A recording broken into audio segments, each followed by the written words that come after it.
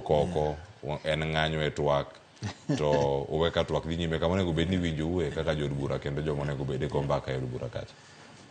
Erokamano. To mokwongo ofisa ma Kisumu ni aparo ni openjo moko ka ma bende nyaka aduoki. Mokwongo ka bwana Chamano to kanya konyi ko king'e ng'ama wuoye mano onge gima nyalo time. The other one en wach mar gik masewacho bunge mago ne answered, you can refer. Lakini owacho gimoro ma important, the county government and national government. Health and devolve, yes. To gima national timogo marach ni functions are devolved to pesa to gidongo ka. Mano be gima wa fight a committee. Pesa mwamiyo national government and function and training, capacity building and all that, policy making, not procurement issues.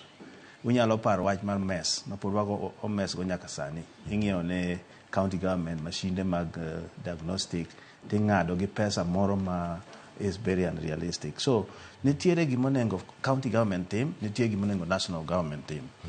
Mwawuoye is HR, human resource for health. Mabende onengo bedni function mar county government. Manwakonegi from the committee ni what you can do. Okinyal hire ne jogi doctors from here. Okinyal sustain gi. Dhir pesa go mondo make county gi plan their healthcare system mondo gichul doctors kaka gidwaro. Gi stack gi that responsibility ma ok margi. Margi is training, capacity building. Mabende onengo bedni gi county government mondo tim. So in short, mane kaka en ok ni health devolve ni jo governors go koro tiya gin manyaka gi ka health no pesa nyaka migi. HR and one important pillar mare maka onge there's nothing maginyalo timo. Mar ariyo pesa gideko kasama pesa deko no misara ok japinyo ngeno deko yath monengo bede dispensary.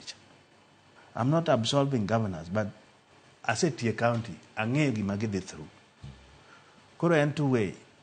One, government man malo ka onengo gol pesa te mag health o mejo county. Vertical programs okunengo bedi ni yudo ni ng'ato waka the national ka ne dhi tero mosquito nets kucho kiango.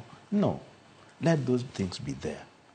Two, county governors wa beno onengo bed piny. Nikech health, suna okinyal gengo ni oka Migori ni dhi Homa Bay. They need regional planning. Nikech pesa tin. Mondo giyud kaka ginyalo timo. Korka Brenda koni. Brenda. Mana kitieko kod mano wadhi e twak machielo mar AU.